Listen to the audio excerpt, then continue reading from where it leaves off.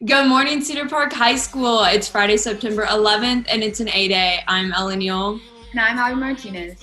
On today's show, we reflect back on the anniversary of the September 11th attacks and hear straight from teachers who were at CPHS when the attacks happened.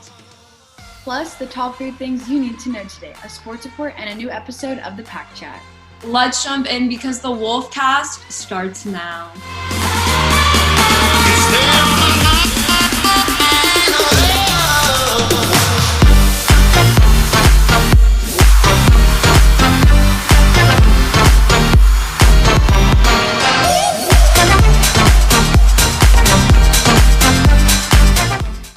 Today is the 19th anniversary of the September 11th attacks, and although we may be too young to remember where we were, our parents and teachers definitely do.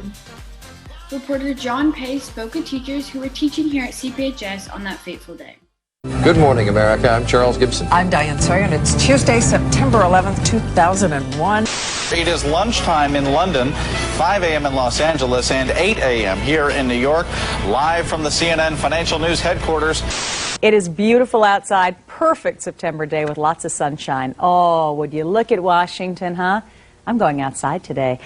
Just a few moments ago, something believed to be a plane crashed into the South Tower of the World Trade Center. We have no idea what it was. It was a tremendous boom. A gigantic sonic boom. The air is filled with hundreds of thousands of pieces of paper that are just sort of floating like confetti. Stuff just started falling, like bricks and paper and everything.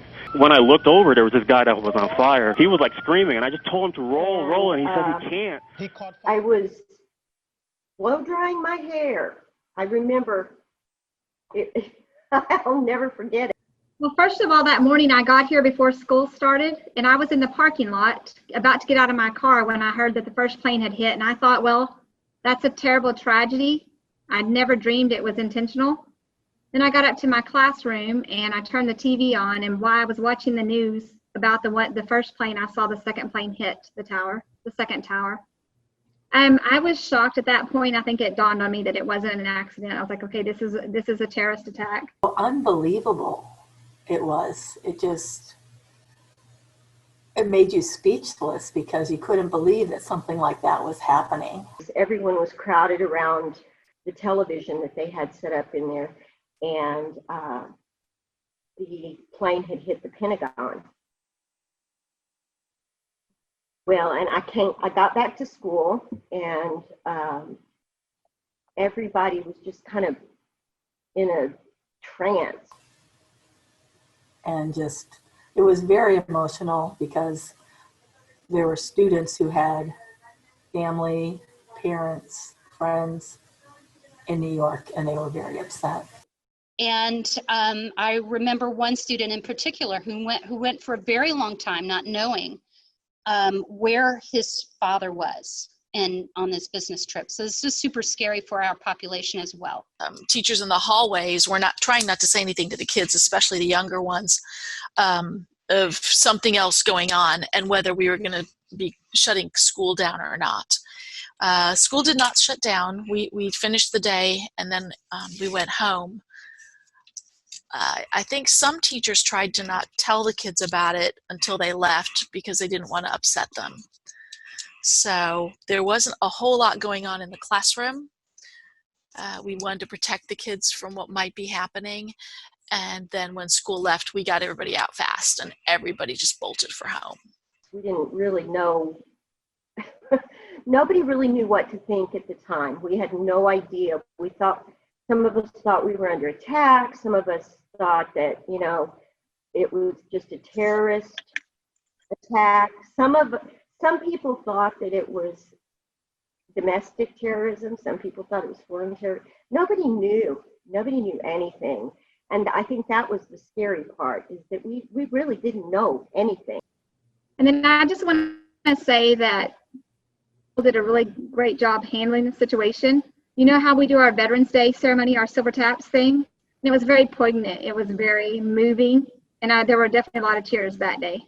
And I thought it was really cool that our administration took the time to let us have that moment of silence and memorial to the victims of the events. It was crazy times.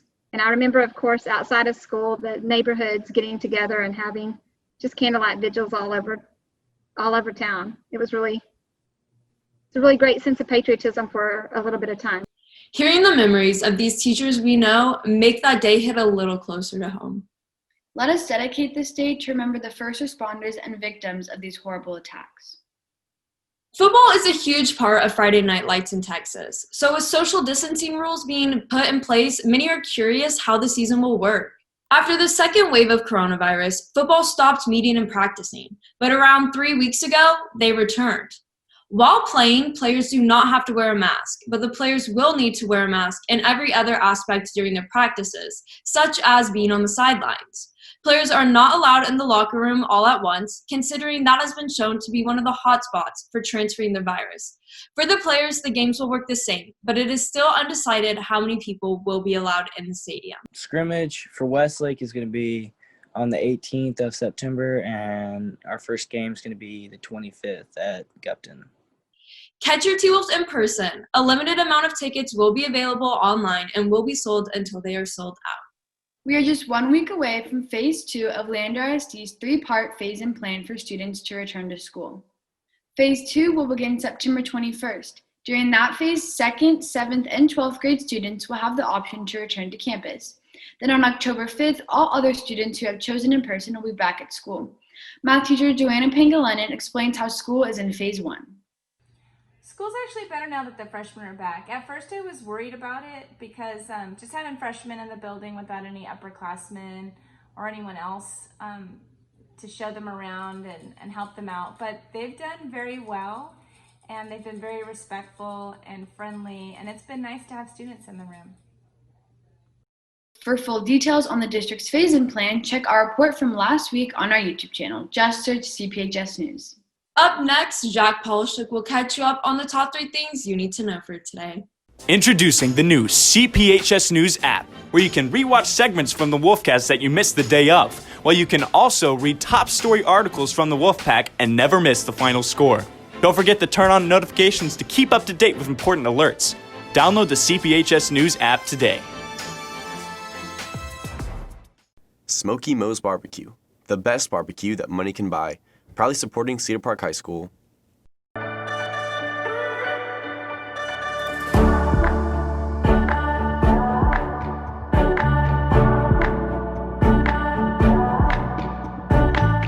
What's up, Cedar Park? My name is Jack Polishuk, and here are your top 3 things for today. First, yesterday, the first NFL game of this year's season took place. The Kansas City Chiefs won 34-20 against the Houston Texans. The game also had a widespread message of unity and awareness of social justice issues, expressed by a moment of silence before the coin toss. However, during the moment of silence, many Chiefs fans in the crowd were booing. This has been met with heavy backlash and scrutiny. Second, UT Austin has had a recent spike of 100 coronavirus cases in what scientists say were caused by 3 primary clusters. The university has not yet disclosed where these clusters have come from. Many students are worried about the first UT football game tomorrow, with an estimated 250,000 people coming. Finally, more than 500,000 residents in the state of Oregon have fled due to the ongoing wildfires spreading massively throughout Oregon and California and 10 other states, and show no signs of stopping. These fires have already killed 15 people. And those are the top 3 things you need to know for the day. Have a great day, Cedar Park. Thanks, Jack. Now we throw it over to Luke Johnson and Katie Whitmarsh for your sports report.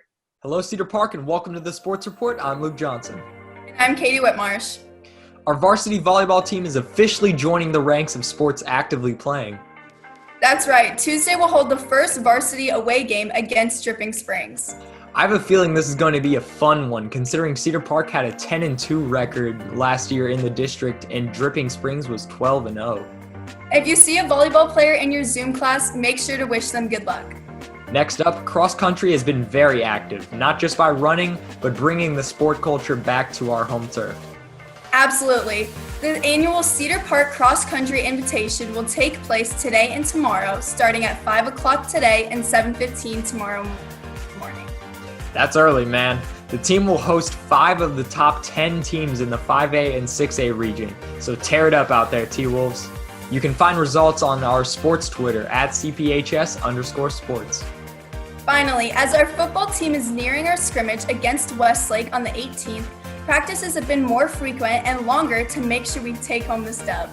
That's right, Katie. Not only did your Cedar Park Timberwolves practice on Labor Day, but they are also going to practice on Saturday.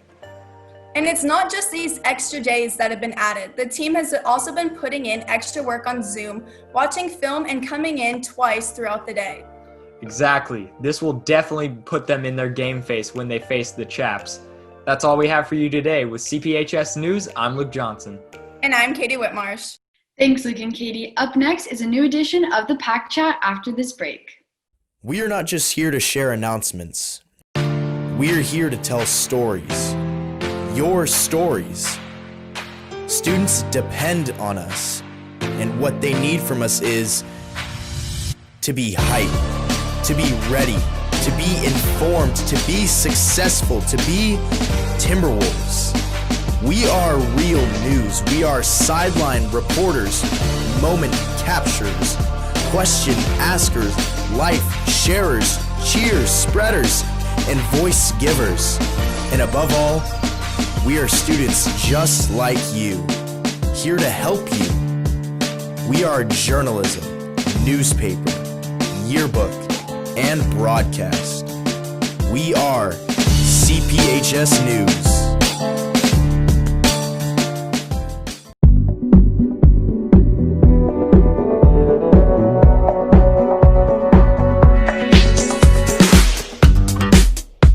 Welcome back to the Pack Chat, our student voice opinion segment where we discuss this week's most trending topics. I'm joined today with my co-hosts Victor Martinez and Sam Mack, as well as our guest co-host Madeline Roberts. Now, let's get started with today's trending topics. First, audio has been released of President Donald Trump admitting he knew the coronavirus was a major threat back in March. He said, and I quote, "I wanted to always play it down. I still like playing it down because I don't want to create a panic." In February, he also said he did think it was 5 times worse than the flu. What do y'all think about these new recordings and these new quotes? You know, I've seen a lot of people on Twitter saying that it's not that big of a deal, but me personally, I think it's a huge deal. What do you guys think? I mean, obviously, you don't want your president to be like, yeah, it's not that big of a deal, but in reality, it is. But for me personally, I can see like this where he's coming from. He's more kind of like, yeah, I didn't want to cause a panic because everyone was already panicking. So he probably just want to play it down a little bit. But at the end of the day, like he has to say like how bad it is. So I don't agree with that. But I do agree. But I do kind of agree with him trying to like negate more panic. Mm-hmm.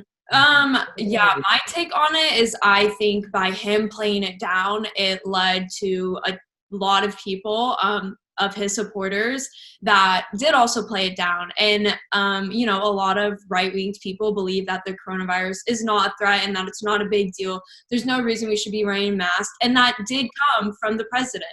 The president didn't say it was a big deal, so no one made it a big deal. And I honestly think that that directly correlates to why our death toll is so high. Mm-hmm. I disagree with that statement because he could have played it down, yes, but he still gave guidelines to protect everyone. To like, what guidelines did he give? Okay, if you're over quarantine, you're watching like the news. You're like, he's like, hey, wear a mask, stay inside, all this, all that.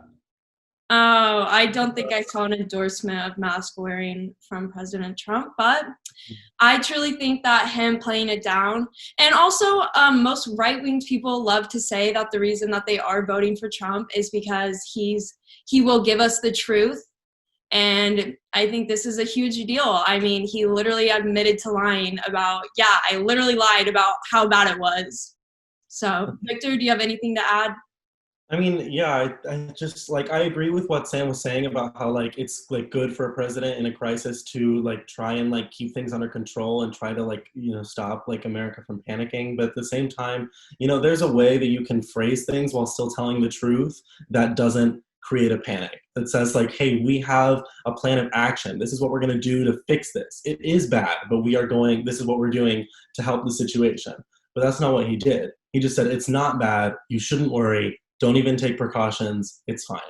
And that's something that has like caused some harm, I think. I agree with you, Vic. I feel like he should have been like straight up about it, but I also can just see his like other side of being like, hey, this is a big country. We don't need 99% of our population in an all-out panic. Second, the NFL season is officially on after last night's kickoff between the Kansas City Chiefs and the Houston Texans. This season launches amid a pandemic and racial unrest. Before the game, the Chiefs took the field for the national anthem, plus a rendition of Lift Every Voice and Sing, as part of the NFL's effort on social justice issues. The Houston Texans remained in the locker room. The final score of the game was 34-20. The Chiefs won. So, what do y'all think about this NFL activism and having a football season return? I mean, who would have thought? I think it's good. I feel like having a football season return brings back a little bit of normalcy.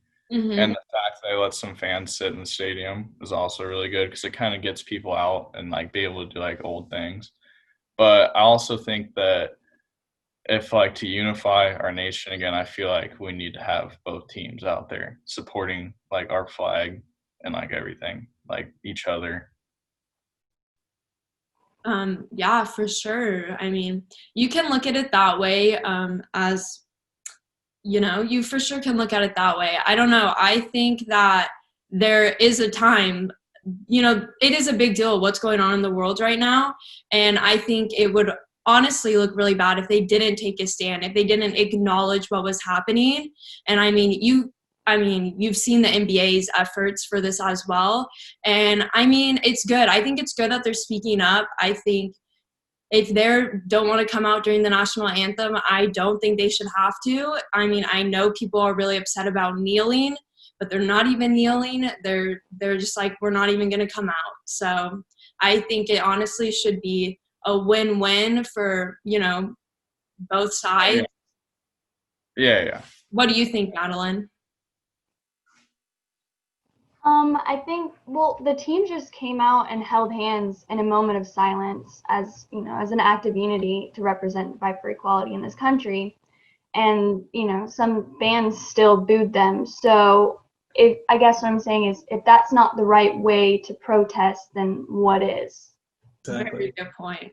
Very good point. Also, I just think that, like, when it comes to social justice, like, even though sports is something that is, like, pretty much everyone just views as, like, entertainment, when, like, these athletes and these, like, prominent figures start taking a stand on these, like, social issues, it's really something that influences a lot of people because it's something that a lot of people watch, and it's, like, just really something that a lot of people, like, it gets people to think. For sure. Finally, Keeping Up with the Kardashians has been airing for 14 years. Earlier this week, Kris Jenner announced on Instagram that the upcoming 20th season would be the last. There are many rumors as to why this show ended so suddenly, and some included that some of the family members were done with it. I think this is honestly, it was a shock. I've never watched like the seasons in order or anything. Like I'm not a huge fan of Keeping Up with the Kardashians, but I definitely watched a few episodes and it was kind of random. Like no one, like they had never really talked about it ending. So I think it was definitely interesting. Do any of y'all watch Keeping Up with the Kardashians? No, but to be honest, if I had people following me around with cameras for 20 seasons, I'd be kind of done with it too. No, like since little. Like Kendall and Kylie in the beginning episodes are like younger than we are now. So like it's been a while. It's been a while. I get that they're probably done with it. But so many funny memories on that show. I don't know if all the memes that have come off that show, Scott Disick being on the show. Scott Disick. A lot of people are gonna miss it for sure. And also I'm wondering like what are they gonna do now? You know, like I know Kylie has her makeup line, Kim has Skims. Well, Kim is also studying to be a lawyer. I watched an interview with Caitlyn Jenner yesterday when she was talking about the cancellation of the show, and she was talking about all of the things that they would rather prioritize over the reality show. Mm-hmm. And she herself is actually starting a YouTube channel. So. Oh, okay. So they're just kind of done with it, probably. They want to move on to different things in their lives, which I get. 20 seasons of the same thing. I don't know. Definitely went on for a while, but like that's interesting. That's all you have for today's Pack Chat. We would love to know what your thoughts are. So head over to our Instagram at CPHS News to vote in our polls. And remember, T-Wolf Pack, there's always time to chat. Thanks, Ella and the Pack Chat hosts. That's all you have for today. Make sure you're keeping up with all of our content, so head over to our YouTube channel at CPHS News. With CPHS News, I'm Abby Martinez. And I'm Ella Neal. Remember to make it a great day or not, the choice is yours.